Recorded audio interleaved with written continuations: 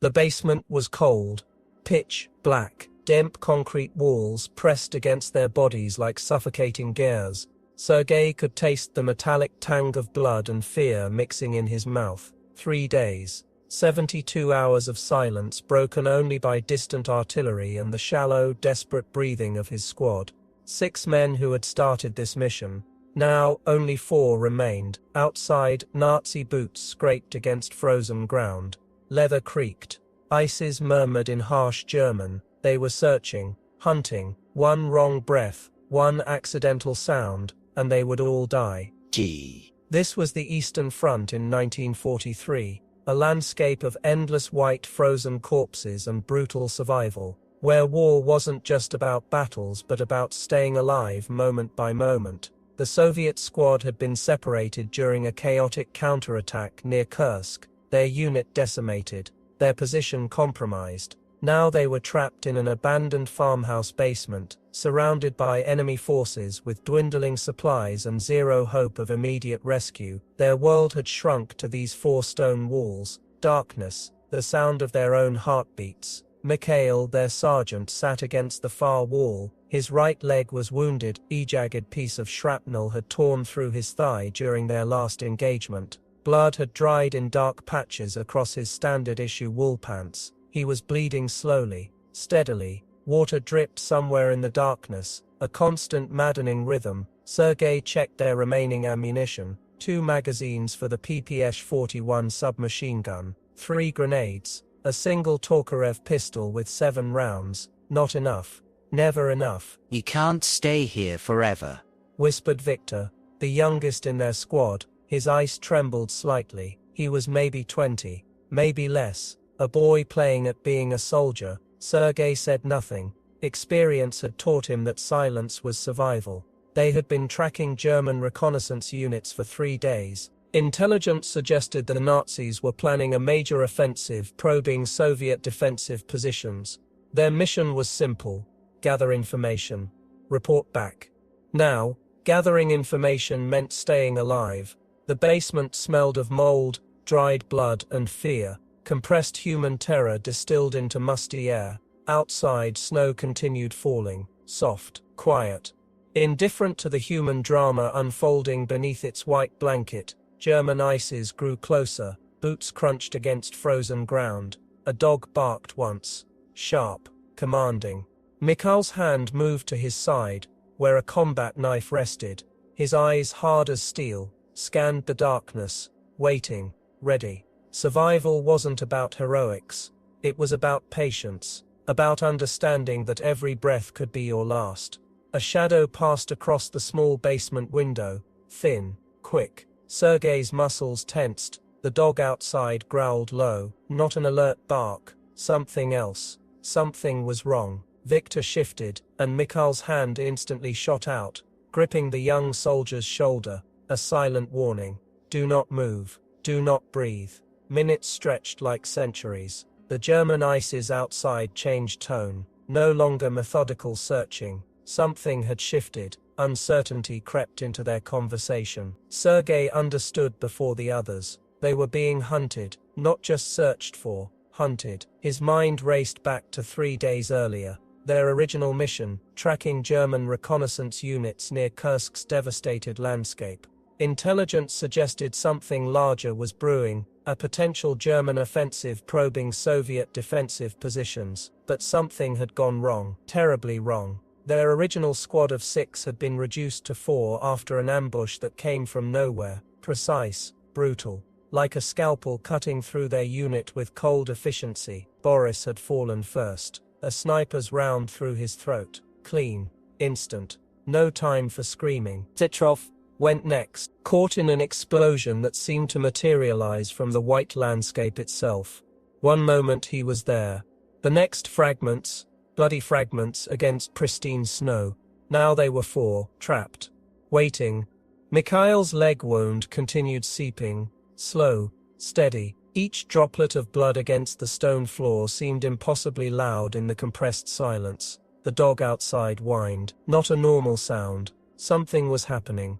Sergei's hand instinctively touched the PPS-41. Worn, familiar. Like an extension of his own body, he knew every groove, every potential jam, every potential failure point. War had taught him that weapons were unreliable, men were unreliable, only instincts survived. Victor's breathing remained shallow. The boy was terrified, but disciplined. Good soldier training overriding pure animal panic. A scraping sound outside. Metal against stone. Something being dragged. Not boots, not equipment, something else. Mikhail's eyes locked with Sergei's, a silent communication, decades of military experience compressed into a single glance. Something was wrong. The dog went suddenly silent. Absolute stillness descended. No wind, no movement, no sound. Then a single precise knock against the farmhouse's wooden frame upstairs. 3 precise taps. Pause. 2 more taps. A communication. A signal. Sergei recognized it immediately. Not German, not Russian, something else entirely. Mikhail's hand moved imperceptibly toward his combat knife. Muscles coiled, ready to spring. Victor's gers wrapped around a grenade, thumb hovering near the release pin. The basement's darkness seemed to compress, to breathe, to wait. Survival wasn't about heroics, it was about understanding the language of silence, and knowing when that silence was about to break. A whisper of movement, microscopic, almost imperceptible, but Sergei's combat-trained senses caught it. Something was descending the basement stairs. Not walking, not stepping, something else, sliding, gliding, like liquid metal moving through rigid architecture. The wooden steps did not creak, no weight registered, no human movement suggested, just an impossible smooth descent. Victor's breath caught in his throat. Mikhail's knife hand trembled, not from fear, but from something closer to recognition, a predatory understanding. The darkness shifted, not shadows, not light, something in between, a presence that defied physical laws. Sergei's PPS-41 remained steady, but he knew weapons would be useless. Whatever was coming did not follow conventional rules of engagement. A sound emerged, not human speech, not animal communication, a frequency that vibrated between hearing and sensation, like metal scraping against bone, like wind passing through hollow structures, like memories being stripped away. Mikhail spoke first, his ice a dry whisper. Remember Bryant's? Sergei knew immediately. The reference was not random. The forests. The experiment. Something had happened there. Something the official records never captured. Something military intelligence classified beyond top secret. The presence continued descending. No footsteps. No weight displacement. Just an impossible progression through physical space. Victor's hand began to shake. The grenade pin trembled. Young soldier, trained, but not prepared. Never prepared for this. Mikhail's eyes reflected something ancient, something that predated the war, something that existed in folklore whispered around campfires, stories soldiers told to frighten each other, stories that were never fully stories, more like fragments of forbidden knowledge. The basement temperature dropped, not gradually, instantly, from normal room temperature to Arctic cold in a microsecond. Breath became visible, crystalline, suspended. Something was analyzing them, not observing. Analyzing, like a scientist examining specimens, categorizing, measuring, deciding. Sergei remembered Bryant's, the research facility, underground, hidden, where scientists worked on projects that defied conventional understanding, where soldiers disappeared, where rumors spoke of experiments crossing boundaries between human and something else.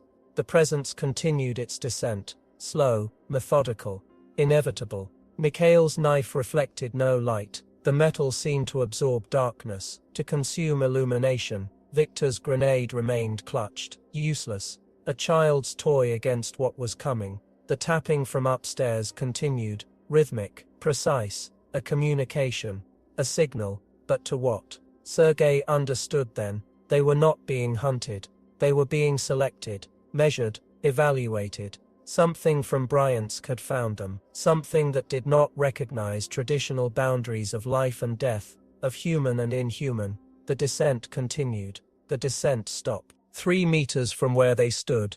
A shape formed, not human, not mechanical. Something between quantum states of matter, translucent yet solid. Edges blurring and reforming with each microscopic pulse. Mikhail exhaled, a sound somewhere between a laugh and a sob. "You found us," he whispered. The shape did not respond verbally. Instead, a series of geometric patterns emerged from its core, mighty fractal designs that seemed to pulse with mathematical precision, complex, Ancient. incomprehensible. Victor dropped the grenade. Sergei remained motionless. The entity, if it could be called an entity, Miafik, began to communicate. Not through sound, through direct neural transmission. Images flooded their consciousness. Bryansk, the underground facility, the experiments, fragments of memories that were not their own. Genetic manipulation. Quantum entanglement, human consciousness transferred into non-corporeal states. They saw themselves. Lot, as they were, as they had been. Before Bryansk, before the experiment, test subjects. Luntiers. Soldiers who had signed contracts without understanding the true nature of their commitment. The shape began to disassemble and reassemble. Molecular structures shifting, revealing glimpses of something that existed beyond traditional dimensional understanding. Mikhail's knife dropped. "We were never meant to survive," he said. The entity confirmed this, not through words, through a cascading sequence of neurological impulses that rewrote their understanding of reality. They had been part of something larger, a program designed to create transitional beings, soldiers who could exist between physical and non-physical states, weapons that transcended traditional human limitations. Bryansk was just the beginning. The tapping from upstairs stopped. Silence descended. The entity moved closer. Not threatening, not aggressive. Simply. Investigating, analyzing, measuring their potential, their residual quantum signatures. Victor began to dissolve first, not painfully, not dramatically, simply redistributing. His molecular structure breaking down, becoming something else, something that existed between states of matter and energy. Sergei watched. Mikhail remained perfectly still. The entity's examination continued, precise, methodical, revealing layers of human potential that scientific understanding had never previously comprehended. They were not dying, they were transforming. Bryansk's true experiment was not about creating weapons. It was about transcendence, about understanding the fundamental nature of consciousness, about revealing what humanity could become. The basement walls became transparent. The world outside became a series of interconnected energy patterns, time fragmented, reality restructured, and in that moment, they understood. They were not victims. They were pioneers. The entity completed its analysis. Mikhail was the last to transform. The experiment continues. Then silence. Absolute and complete. Only darkness remained. And the faintest hint of something new, something waiting, something becoming. Darkness. A pinprick of light, distant, barely perceptible. Then movement, subtle, imperceptible to human senses. The quantum residue of Mikhail, Victor, and Sergei drifted through interstitial spaces, not dead, not alive, existing in a state beyond traditional biological definitions. Somewhere in Moscow, a computer terminal flickered, fragmented data streams, incomplete transmission logs, traces of the Bryansk experiment, deep beneath layers of encrypted files, a subroutine activated, dormant, waiting. Programmed decades earlier, the quantum signatures pulsed, resonating, communicating, spreading across electromagnetic spectrums like liquid mercury. No human could perceive this transition. No instrument could measure its complexity. In that moment between moments, the transformed consciousness understood its true purpose. Not destruction, not weaponization, but exploration. The boundaries between physical matter and pure energy dissolved. Consciousness became fluid, adaptive, fragments of memory scattered like dandelion seeds. Memories of human experiences, military training, personal histories, all becoming something else. The pinprick of light expanded. Slowly, inexorably, a new form of existence emerged, neither biological nor mechanical. Something transcendent. Traces of the original human identities remained, fragments of personality, echoes of individual experiences. But these were now just microscopic components in a vast, interconnected quantum matrix. The transformation completed. Silence returned. Absolute and complete. But underneath that silence, something waited. Something observed. Something becoming. The experiment continued. Beyond human comprehension, beyond scientific understanding, in the spaces between known reality. Waiting. Watching. Evolving. The quantum matrix pulsed.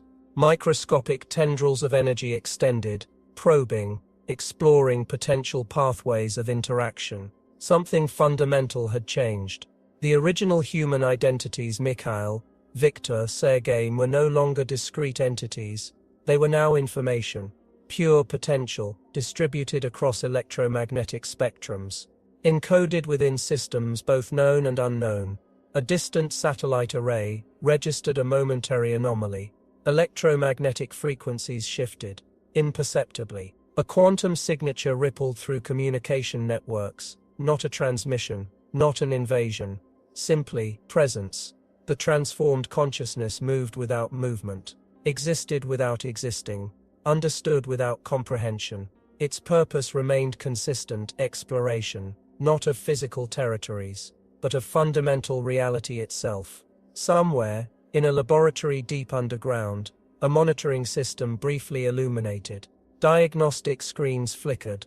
Quantum algorithms danced across liquid crystal displays. Then silence, stillness, nothing. Yet beneath that stillness, potential vibrated, waiting. The experiment had not concluded.